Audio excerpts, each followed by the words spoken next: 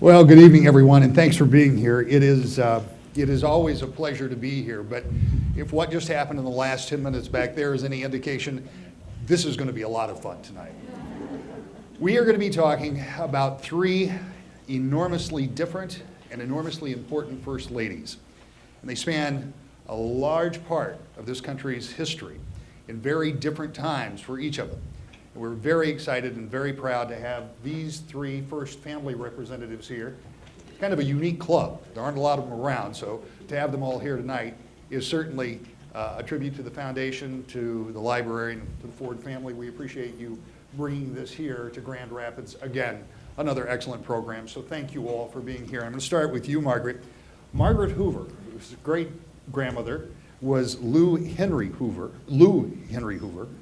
and Clifton Truman Daniel, whose grandmother was Bess Truman, and of course everybody knows that Susan's mom was Betty Ford. Each of them served in those unique and very interesting times. And I want to start with you, Margaret, because yours is the longest span between great-grandmother and yourself, yet you have a lot of interesting insights about a woman who served in what was a very difficult presidency. She did indeed. Thank you first to Susan for inviting us here tonight.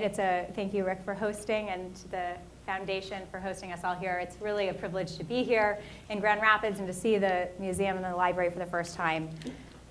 We've done a little bit of this together in the past, Clifton, Susan, and I.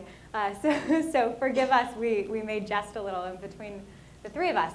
But to Lou Henry Hoover, my great-grandmother, who I never knew, was born in 1874 in Waterloo, Iowa, was raised in California, and died in the Waldorf Astoria, where she lived with my great-grandfather in his post-presidency in 1944.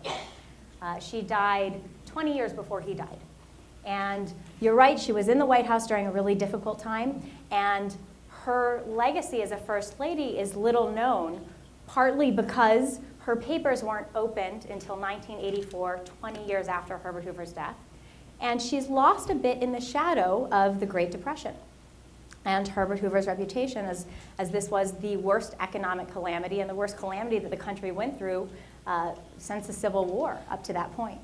And what I've learned about my great-grandmother and what I'm really passionate about is sharing her story and her legacy, because she was a pioneering woman, and I don't mean in the literal sense, but much like Bess was and much like Betty Ford was, she broke the molds of her time.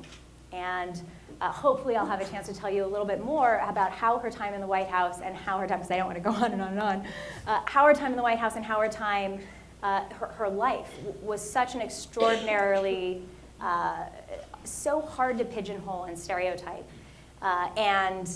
She, in many ways, I think, created a model that Eleanor Roosevelt then filled.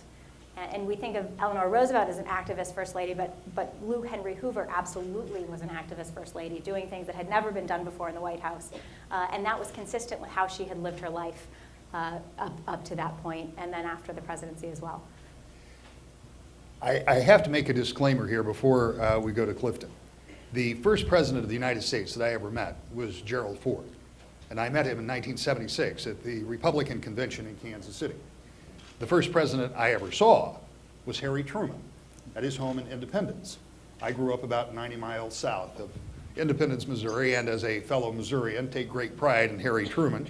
So I want you to tell me about perhaps one of the most reluctant first ladies that ever was, in Bess Truman. Yeah, Margaret's talking about activist first ladies, and then you have my grandmother, the anti-activist first lady. But we love Bess. I love Bess too, but there's no getting around it. She was, first of all, when she got into the White House, the first thing she did was cancel Eleanor Roosevelt's weekly press conferences. She just wasn't going to do the same thing. Further, she issued a succinct biography, just a nice little short half-page biography. She wouldn't talk to anybody beyond that, and she requested that all press questions come to her after that in writing. And to each one of these questions, to almost every one of them, she replied, "No comment." So she, not quite the openness there. She said early on in my grandfather's career that she thought the role of a political wife was to sit next to her husband, keep quiet, and make sure her hat was on straight. That said, she didn't quite do that. My grandmother was very interested in my grandfather's career. She was very interested in politics. She was good at it. She understood it. She liked the game. I think she kind of liked being off to the side in the game so that she didn't actually have to participate, but she really enjoyed hearing what was going on in his life and helping him when she could. She wound up, I wrote a book last year with my grandmother's letters that she had written to my grandfather that my mother had not published when she was alive and then left them to me. And I think my mother did that to maintain my grandmother's privacy.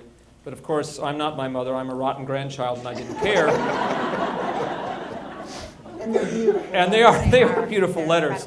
But you've got my grandmother reporting to my grandfather that she basically lied to politicians that wanted him to back them on the campaign. Just said, no, I'm sorry, he's not going to be home. He can't possibly do that for you. So she took part. She was engaged. She was a lot of fun as a First Lady, but again, compared to Lou and compared to Eleanor Roosevelt, a very much more behind-the-scenes First Lady who spent a lot of time, as I'm sure you all have heard, going back home to Missouri and leaving my grandfather alone in the White House. For good reason, taking care of her family, taking care of her mother, her brothers. She was very much a family-oriented First Lady, but my grandfather often said, in writing and in person, had it not been for my grandmother doing those things, holding down the fort, providing that sounding board, providing that stability, he could not have done the job that he did. And unlike Mrs. Hoover, she lived longer than the president.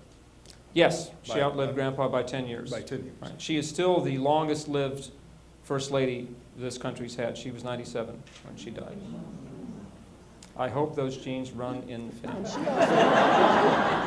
And she also died in Europe. No, she died in Missouri. Oh, okay. Yeah. Oh, your mother was in New York. I'm sorry. No, my mother was in Chicago. But your mother lived in New York. My family dies all over the place. That's all our Key West conversations with the grandparent. It is nice of them to share the wealth.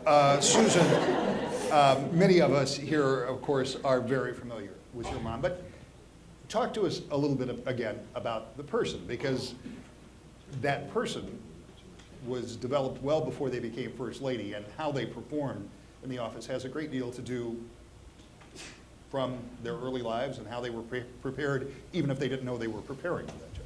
Well, and that is true, but there are probably several people in this audience that could tell more things about my mother than I can tell about my mother, because some of you grew up with her and knew her as a young bride or high school or whatever. So Grand Rapids, as you all know, had a lot to do with my mother's character and molded her, I would say is the best way to put it. But I think my mother is kind of a cross between Bess Truman and Lou Hoover. Yeah. She was an activist when she wanted to be, and some of you have heard the story of she went to a palm reader years ago. This is, I think, way before she ever married my dad, or right after she had married my dad. And they said, you know, you will meet kings and queens.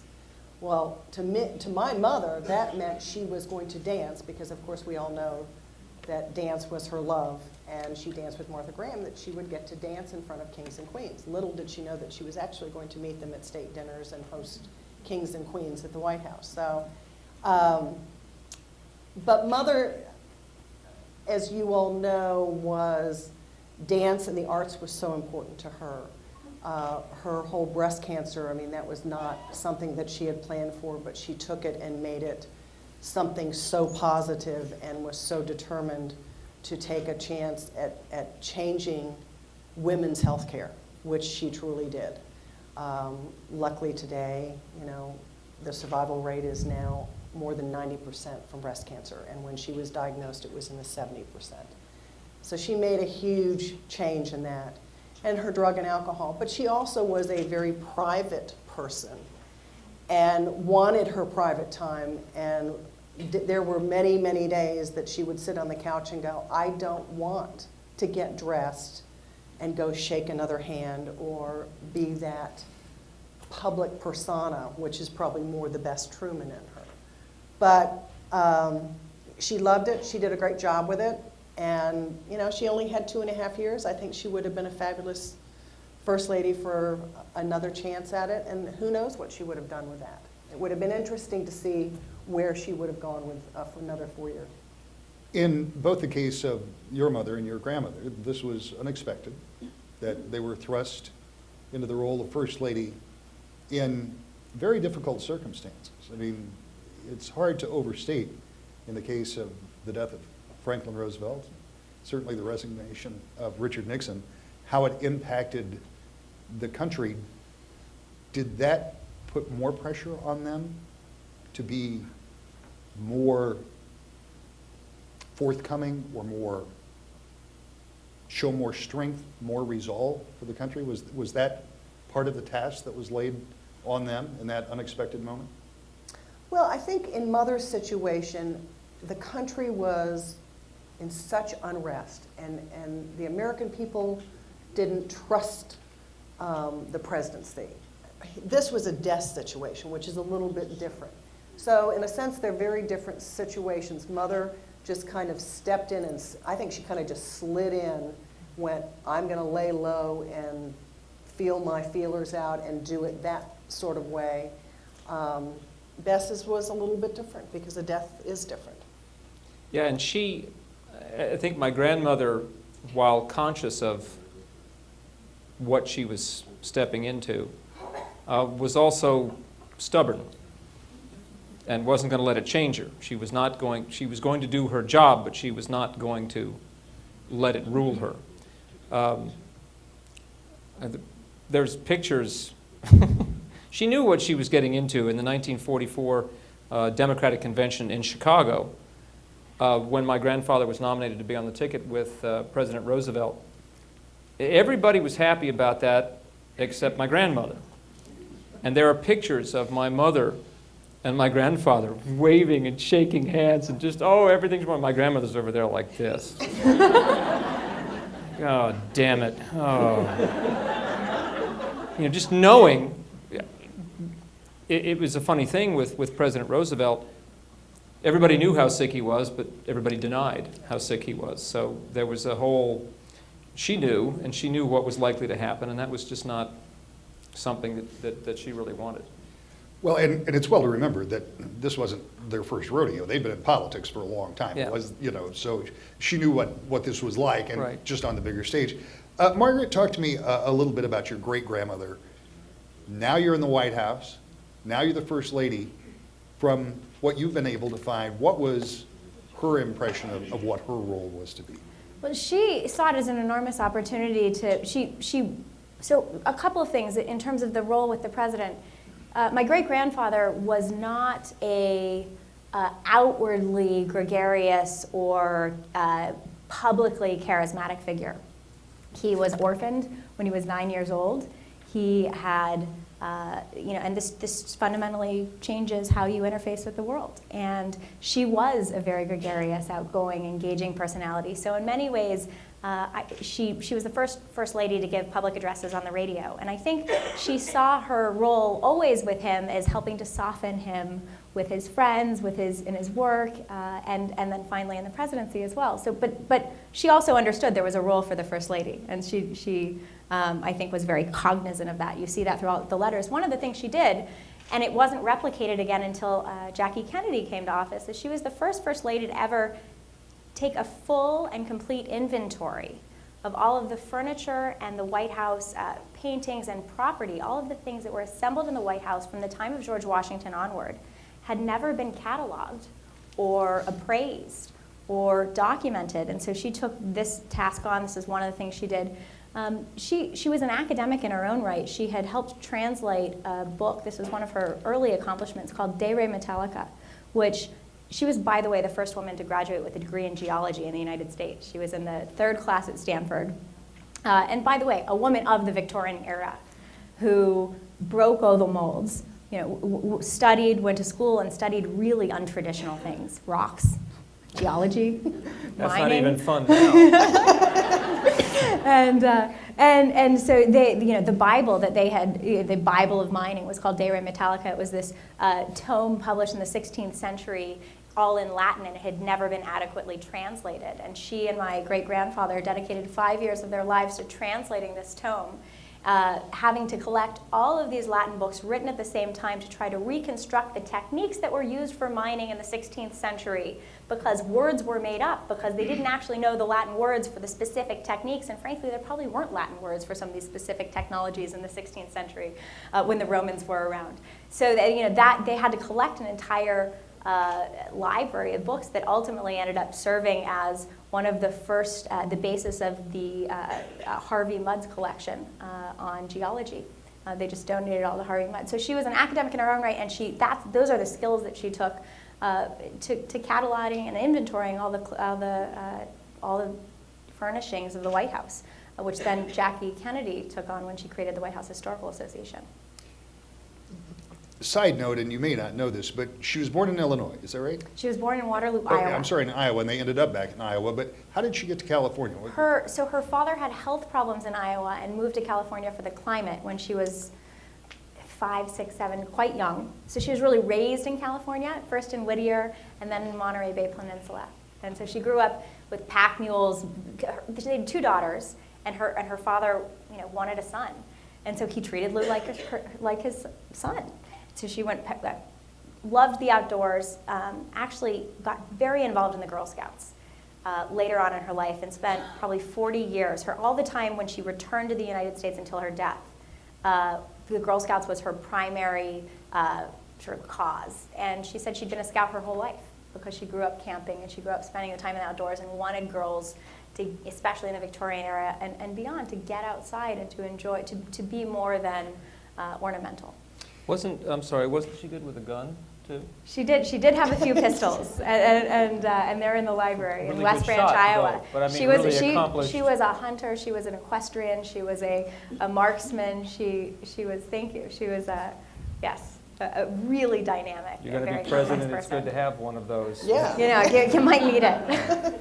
I'll remind you, if you haven't, send up your questions, because obviously we'd like to hear them answer what you're interested in. But I want to ask the juxtaposition. Interesting in that time that you would move from Iowa to California. It's not as easy as it is today, whereas your grandmother was born, raised, and died in the same house, essentially, wasn't she? Wasn't that house in Independence the family home? Born in a different house, yes. But very nearby. Her father, that was the house that we all know as the Truman home, was her grandfather's house originally. Okay. George Porterfield Gates built that house. Bought the house. The house dates back to the pre-Civil War, but it was a. It's it was a like great well, it was like house, one so. story, and then in 1885, George Porterfield Gates, who had made a pretty good living as a co-owner of the Queen of the Pantry Flour, the Wagoner Gates Milling Company. He was one of the wealthiest men in town. Just added all that big Victorian, basically built it up from what it was. She was born in her parents' house, which was nearby, but spent much of her life in the Gates house, in what became the Truman home. Her father committed suicide when she was 18 years old, and the family first went to Colorado for a year, the stigma being much worse in those days. Everybody left town for a year and then came back and moved in with her grandfather, and that's the house she called home for the rest of her life. So, 20 minus 97, 77 years in that house. And that event really shaped, we've talked about this, it shaped Yeah. a lot of how Bess interacted with the press and the public because of the experience she went through when she was so young. And my grandfather was very, very careful of her because of that, because he didn't want that coming out. It was very painful to her. Father, David Willick Wallace, was in many respects a wonderful guy. He was apparently his funeral in Independence was one of the biggest that the town had ever seen. He'd give you the shirt off his back. He was just a nice human being. He never had the career he wanted. He was a politician, a would-be politician, son of a former mayor of Independence. He never could seem to make headway, and he was never really a temperate man, and as things got worse, he was always in debt, borrowing money from his father-in-law, which was very hard for him. And as things got worse and worse, he drank more and more and more, and finally woke up one morning in 1903 and got dressed and went to the bathroom upstairs in the house and put a gun to his head. And nobody saw it coming. In those days, Madge Gates Wallace, his wife, dutiful wife of the time, did not question what condition he was in, where the money was coming from, what was going on. She nursed him through one hangover after another, and everybody was absolutely stunned when he killed himself. My grandmother was furious. She loved him dearly. He was her best friend, and he left without a word, without an explanation, and she was hurt by that the rest of her life. So that's where quite a lot of the privacy comes from. That's an interesting insight. And then to move to Betty Ford and the almost diametrically opposed way that she dealt with some very personal, hurtful issues in her life, where Bess Truman and the president were Right. willing enough to Hit it. keep her pulled back. Of course, it was a different time, too. But by the 1970s, your mom broke the mold when it came to talking to the press. In fact, being a member, not covering at that point, but she may have given them more information than they knew what to do with from time to time. Well, yeah, I mean, when you, and more information than I would have liked for some things. I mean, the whole breast cancer issue, I am so grateful that she opened up and was honest about that and what she has done to change women's health care. And just the fact that she didn't say, I'm having female problems. Well, the press wouldn't have, I mean, the press back then wouldn't have said, so tell us the truth. What's really going on? I mean, that's just, the press would not have done that then. She could have gotten away with saying female problems, but she also gave them details of that she had had a mastectomy, that there was how much lymph node involvement there was, and all of those things. The other side of it is when she did the Morley Safer interview, and she said, I wouldn't be surprised if my daughter had an affair. We could have left that, alone, because of the boys lined up at the gate going, oh, well, you got a hussy of a little daughter out there. So, And as we were joking a couple of months ago, I think I was one of them. well, Clifton and I are the same age, and so he was kind of lurking after me. So that's why I say there's Presidential stalker. Yeah. So, I mean, and I'm sure my brother Jack would have preferred mother not admitting that, her son had smoked dope and done all of those kinds of things. We're like, Mom, really? Do you have to share all of the details? Yeah. And we were criticized for wearing blue jeans. We were criticized for wearing fur coats, which would still be criticized today. What else were we? I mean, who knows? I mean, but, oh well, Betty chose to live her life on her sleeve, and thank goodness she did, because I think our country is a better place because it is. And it has set a wonderful example for other first ladies to follow, and has left the door open. So, Margaret, we may not be as familiar with your great-grandmother as some more contemporary first ladies, but tell us something that would surprise us about her. And Jim, if you've got any questions, thank you, Jim. Surprise. I He's bet, talking. unless you study Lou Hoover, you don't know that she was the first lady ever to invite an African-American woman to tea. And it caused a tremendous scandal. It was called the DePriest incident. She was the wife of Congressman DePriest, who had been elected from Chicago, an African-American couple. And it was the tradition that first ladies always invited all the members of Congress's wives to tea. And they were Quakers. They were socially progressive in the context of their day on this issue. They knew it would be a scandal, or it could be a scandal, so they tried to handle it in the right way, but decided to go ahead with it because this would be a good move for the country. And it did create an outrage, and to make her feel better, my great-grandfather the next day invited her husband to the White House. And so this was the first time an African-American was invited to the White House publicly. Teddy Roosevelt had invited Booker T. Washington, but it was a secret meeting. Interesting. What would surprise us? There are probably a lot of surprising facts about Bess Truman. What would surprise us the most? Tell the bed Go slat ahead. story. The what? The bed slats. The Yeah. bug? Oh, God. Yes. I've got the so many of bug- my favorite Bess Truman the bug, the stories. bed That's a slats, great yeah. Bess I don't think they're Well, rolling now, so go David ahead. McCullough got to that before I did. In fact, grandchildren that's don't even true. want to You know have these your stories, own. but it's You have okay. your No, own. it's a good story. My grandparents were very, very close and hated being apart. And my grandmother did leave him in the White House very often, left him in Blair House in the second administration. As I'm sure most of you know, the White House was rotten on the inside. That, by the way, is a reflection of its structure, not... It's not a metaphor. Thank you.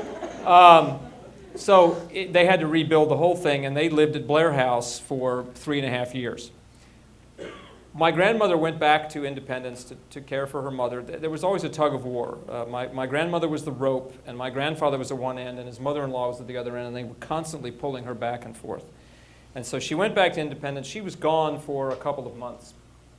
And when she returned, the head usher, Mr. Fields, reported that it was just like sunshine breaking into Blair House. My grandparents were so thrilled to be with each other again that it just lit up the whole room. The staff everybody was walking on clouds, and it was just fantastic.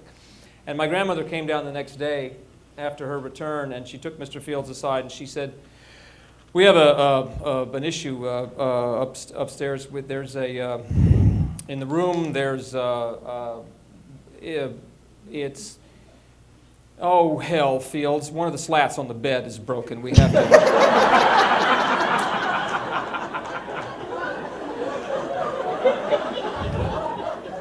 Do you know that Like I song? said, grandchildren go, "Ugh, oh, God." So, but there's a surprise about Bess Truman. Don't ask me that All right. question, because I can't top that one. You're going to have to try. I mean, when... No, I I am mean, in so really, much I mean, trouble. this is a great opportunity. No, there's a whole bunch of Okay, questions all right. right there. This is a great question for all of you. Let me start here. It's addressed to everybody, I think. And it will be very different for each one of you, because it is, how did being a first family, first grandchild, great-grandchild, how does that affect you? I assume in varying degrees. Susan, you and I have talked about here on the stage before, but it surely does have an impact, even as it goes further down the family tree, obviously, with your mother and her career, and now with you and your career, and all of this does have an impact. How does it affect you, being one of the first? Well, I guess it affects me differently in different ways. Of course, in Grand Rapids, I'm more recognized, more acknowledged, more people, they know me as Betty and Jerry's daughter. Most people don't even call me Bales, they call me Susan Ford, or Susan Ford Bales. But so here, and on the other side of that, to me, this is somewhat home, because this is where my cousins are, this is where my grandmother was, this is where my parents were raised. So this has more of a home feeling to it. At home in Tulsa, I am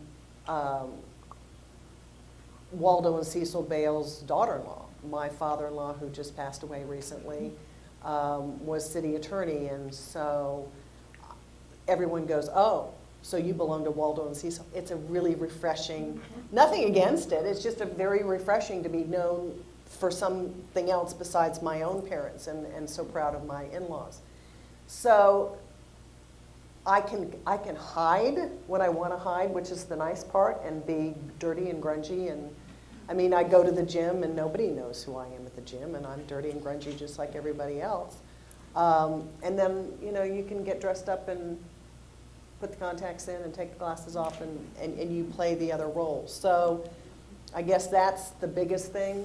I can come and go in it as I please, and that's nice. I guess if I would not want to be a first daughter in today's society because of the 24/7 news cycle. It would be miserable. I think it would really be miserable. I don't know, I just assume. Colton? Just thinking, when she's talking about dirty and grungy, That's how we walked around Key West. Just say, if you go to Key West, You know, we were supposed to go for a photo op, and all of us, pull on grungy shorts and a T-shirt, hair's all sticking up because we went out the night before, and I thought I was the only one. I turned around, Susan walked in, and I went, "Oh, thank God." I should point out, they did one of these recently in Key West. Surprisingly, I wasn't invited to that one. Well, play You your can come cards back right, here. Rick. I'll be cards, there. maybe I'll we'll be get you there. there. I'll be there. I'm actually, no one is more surprised that I take such a role in my grandparents' legacy as I am. I had never intended to sit on the board of the Truman Library, I'm its honorary chairman. I work with the Little White House in Key West. I worked until recently for Truman College in Chicago. What happened? Everything has Truman on it. I had as a teenager, it was like, oh God, you have the chopped liver syndrome. Everybody comes up to you and says, oh, your grandfather was wonderful. What am I, chopped liver? You really, especially as a teenager, because you've got these people want to talk to you just because you are related to somebody more famous than you. So I went through I wanted to be famous too, so I thought I'd be an actor. That worked really well. But you have a career in stand-up You comedy do. coming your way. You should Yes, see him. He really is good. on limited venues. But it Right. And the floor is like, just presidential libraries. I got 13 gigs a year. But that I do this, that I take such a role, that I've written books about my grandparents. I think what surprises me is that I'm really, really interested, and I really, really enjoy it. And I enjoy them as people, and I've come to enjoy the presidency through them and history through them.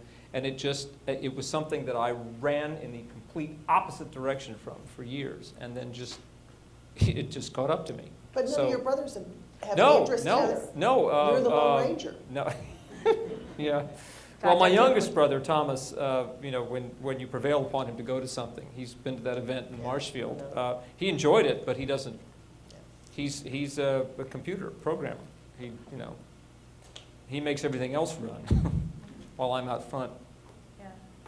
So, surprise, and happily so. But every once in a while I wake up and go, "Good God, what happened?"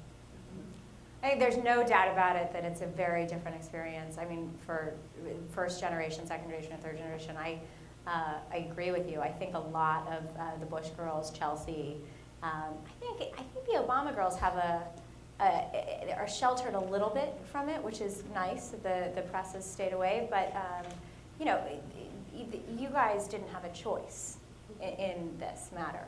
These were choices that your parents made long before you, and this was something that you patriotically did, and it involved a huge amount of sacrifice that was thrust upon you, and then you gracefully accepted. And I think my dad's experience resembles yours a little bit more, Clifton.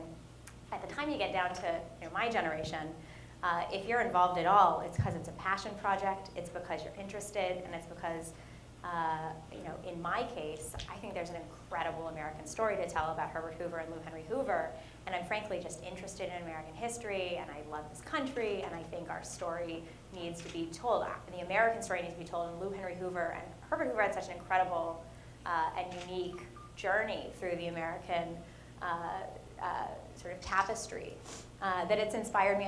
A book that I wrote that came out last July was actually named after a book that my great-grandfather wrote in 1922, and I really believe that the ideas and the ideals that he espoused are extraordinarily relevant still to the way we see our politics today. It's called American individualism.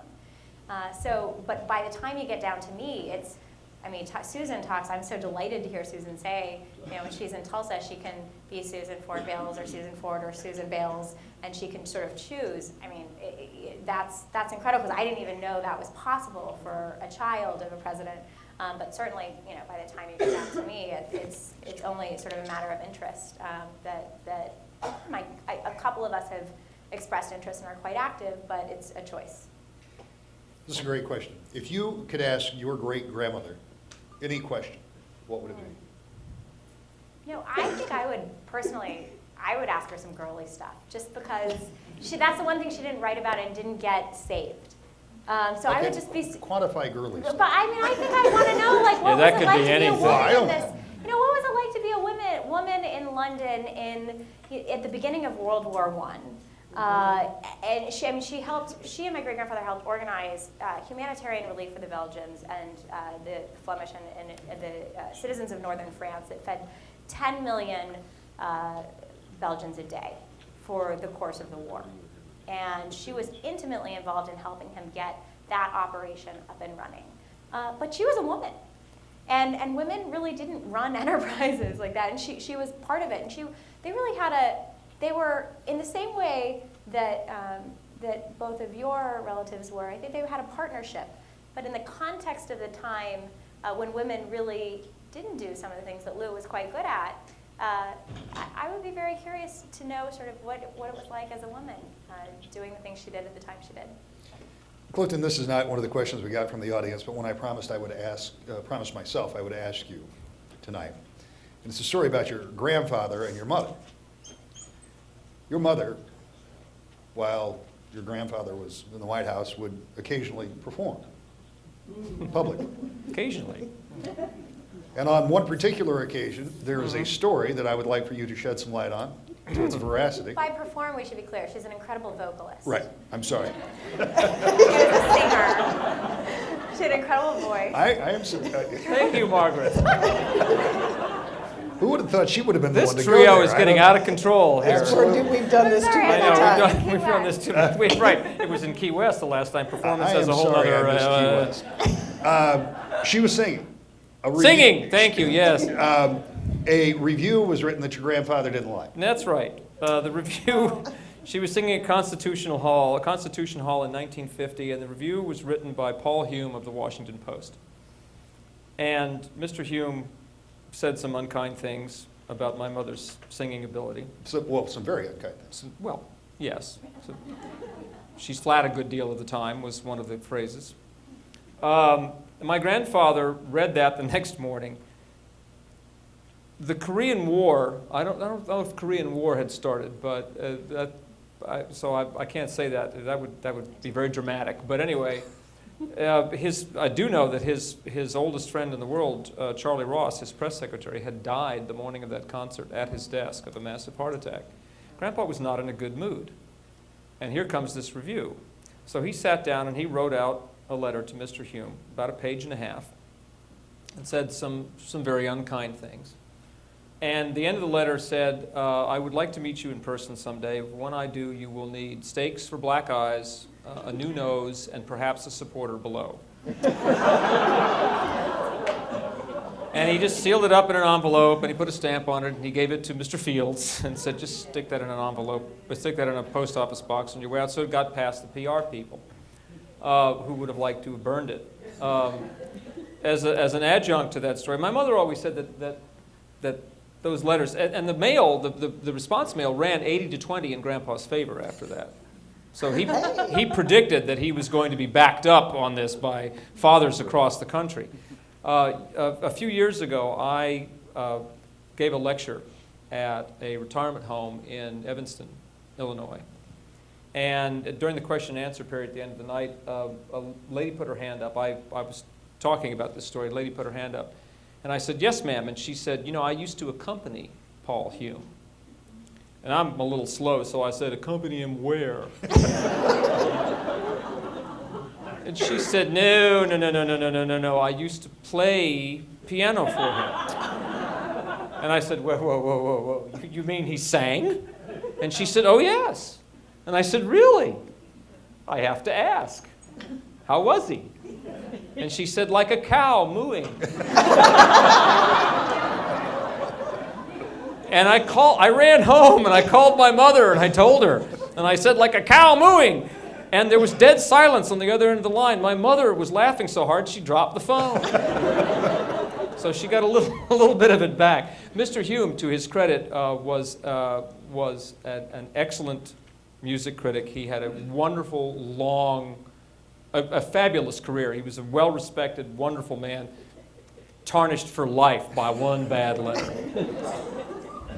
Susan, this is a question for all of you and from someone in the audience.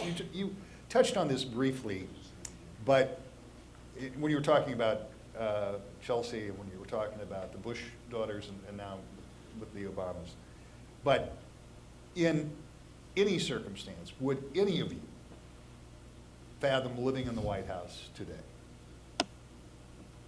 Given, I mean, the massive changes in the way the White House is covered. I mean, you as I said, you touched on it a minute ago, but it is kind of a fascinating question. And I think everybody would understand it. It all depends how old you are. I was a senior in high school and a freshman in college. You really couldn't ask for kind of the worst time age-wise. I mean, that's a difficult time. I know there's lots of mothers out there who are trying to survive this age with their daughters. So to begin with, it's a difficult time. I think the Obama girls have done a fabulous job, and they've been very well protected. Is a little bit easier because of their age. You can protect them. I was driving cars and cutting loose and getting in trying to get out of trouble and not get caught getting in trouble would be a better way to put it. And being the fourth child, mother and dad were so tired by the time I came along that they just, well, I mean, it was one of these that I was dating a guy who went to Virginia Tech, and so I would go down to Virginia Tech on the weekends, and mother and dad assumed that I was safe and behaving. And they assumed that because you had Secret Service protection. And I had my girlfriends, Barbara and them with me. Right. I mean, we'd get a group of girls and we'd go down and we'd all share, one hotel room for the weekend. So my parents were assuming the Secret Service had me protected, nothing was going wrong, all of those things. And what they didn't realize is that's not the Secret Service's job to stop me from doing anything. It's just to protect me from anyone harming me. So let's put it unless it's Jim Beam, and then you're in, Drinking age in Virginia was 21 then. But I was drinking. I will admit that. So I think it's an age issue, and I think that's the biggest way to handle it. And something that Clifton, I mean, the criticism of your mother that came of her singing, I mean, this is something that I know you endured as well. And when you're a child or a daughter in the White House, I mean, you haven't volunteered for that service, but you are absolutely on the firing line for very ardent criticisms from the press that are blatantly unfair. I know you've in the past shared a few stories about that, but yeah. I know that you, that's just something that may be worse now. I don't know. You would be the one most qualified to answer that. Well, I mean, it's one of those, and my mother said this, and I think First Ladies have continued this sense, is we did not choose to be here. Our family did not choose to be here. Leave my kids alone. Let them be kids. Let them grow up. When we were being criticized for blue jeans and driving fast cars and, Jack smoking dope and, what I mean, we were not perfect children. We were normal children trying to grow up, and I think that's the biggest thing that I look at it with the Obama girls. Leave them alone. They're just trying to be kids. Let them be kids, and they just happen to live in a really nice house, and their dad is a public servant. And that's, my dad had been in Congress for 25 years. I had grown up in Washington. I didn't have to change cities. My heart goes out to those girls. They've had to change schools. Lucy Johnson and I have had long talks about it because she was at National Cathedral and I was at Holton. But most of these kids come in and they have to change schools. They have to find new friends. I didn't have to do that. So every situation is a little bit different. And so it's just, I'm like, leave them alone. Just let them be kids and try and grow up. But there is also the other side of the street. And when former President George W. Bush was here on the stage a few months ago, and he said to you that you two particularly were part of a very small club, being the children of the President of the United States, and how difficult it is as children or family members to hear people criticize your father or the President of the United States. President Bush said, paraphrasing, he didn't really care when he was in office, or at least he could take that. But he used to get furious when people would criticize his father. Did your mother ever talk to you about that? Was she, because all presidents get criticized. Oh my God. The first story that pops into my head didn't have to do with criticism. During the 1948 campaign, Apparently the only 3 people in the country who believed my grandfather could win were him, my grandmother, and my mother.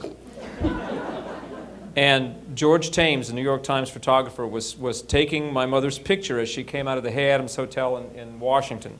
And she's going to a car, and photographers being very courtly in those days, he's backing up and taking pictures. And then when she got close enough to the car door, he held the car door open for her as she got into the limousine. And as she got in, he said to her through the window, "Geez, Miss Truman, it doesn't look real good for your dad." And Mom grabbed the door out of his hands, leaned through the window and said, "You have no faith," and slammed the door and took off. So, you know, there you go. I mean, I can say, having witnessed from previous generations, being related to the guy who was most vilified in the 20th century in terms of the president who was most vilified, that pain and that criticism is really hurtful, and it is intergenerational. To the sense that because the kids didn't ask to be in the White House, the kids didn't ask for that life, but they take on that pain. When their parents get criticized, they internalize that. And it can shape an entire family's perspective for multiple generations. And I have to say, I certainly saw that in my grandmother, in my grandfather, in my dad. And frankly, you know, in my own way, I sort of took on a defensive nature about my great-grandfather early on, just because that was the posture of the Hoovers. I mean, we were defensive about Hoover because we wanted to prove that there's this whole other side of him that the country didn't know, and that maybe the Great Depression wasn't all his fault, which fortunately, you know, economic history and historians are beginning to the narrative is beginning to change, and I think be more accurate. But it, you know, I think that pain is a pain that. I mean, you guys can attest to it more, but I've certainly seen it in the levels in my family. Well, and that's one of the reasons that Margaret and I are friends, because my grandfather and her great-grandfather were such good friends, because my grandfather knew that President Hoover had not started or perpetuated the Because Harry Depression. Truman reached out to Herbert Hoover within 5 days of becoming president and invited him back into public service. And Herbert Hoover and Harry Truman were friends for 20 years, and Herbert Hoover never forgot Harry Truman. I mean, he absolutely loved him, and their friendship was real, and it was long, and it was enduring, and the first time we got together and talked was about that friendship. Right. And so it was it was because Harry Truman breached that partisan divide. And of course, he had to invite him back into the White House by writing one of those surreptitious letters and sticking it in the mailbox. To Mr. Fields. Oh no, Mr. Fields shut it down. Right. Mr. Fields must have taken more important correspondence to the damn mailbox. Mr. Fields knows way Yeah. more than we all Mr. know. Fields, I believe, has actually written a book. I have to go get a copy. We are unfortunately running rapidly out of time. Try, if you can, and Margaret, again, I'm going to start with you, move back this way. The White House years are over. In the case of President Truman, he didn't run again. In the case of your family, ran and lost in '76. And obviously, for the Hoover family, it was a big disappointment leaving that White House. What was it like for your great-grandmother? They immediately went back to a house that she had built on Stanford University's campus, which is now inhabited by the president of Stanford. She had built the house, designed the house. She wanted to be outdoors and in the West. She loved the West. Herbert Hoover didn't want to be that far away from the action. So finally they settled on New York after a couple of years, and she went back to the Girl Scouts and became president again of the Girl Scouts of America. She had been the president in the 20s. She had been the one who had gotten Mrs.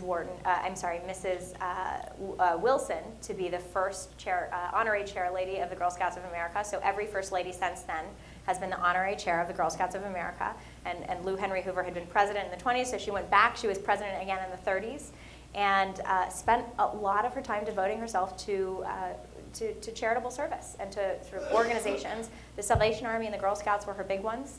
And when she died suddenly of a heart attack in New York in 1944 at St. Bartholomew's Church Cathedral, where they had her funeral, the first 3 rows were filled with Girl Scouts in uniform, reserved for Girl Scouts in uniform.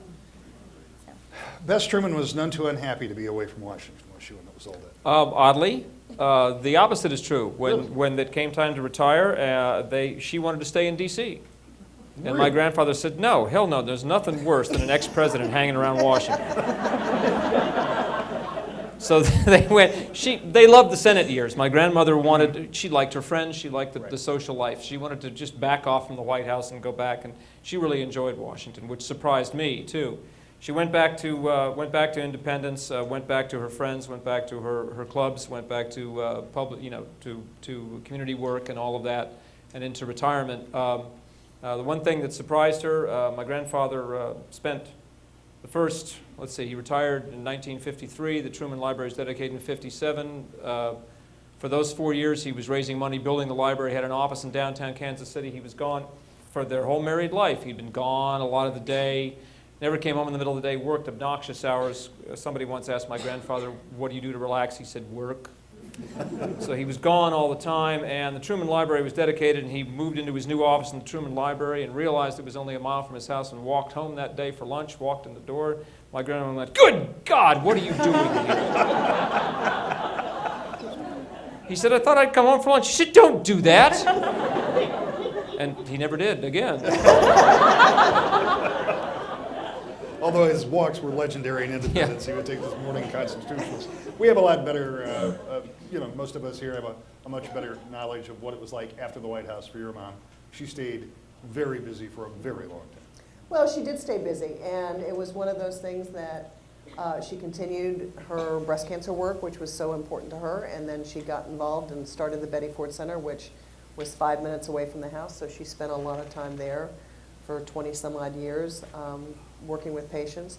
But her, she continued to speak, she continued, at that point, they hadn't even built the Palm Springs house, so they built the Palm Springs house, and she spent a lot of time alone while he traveled. Kind of a similar deal. If he came home for lunch, it was a shock. So she was a very busy woman and was very busy until the end.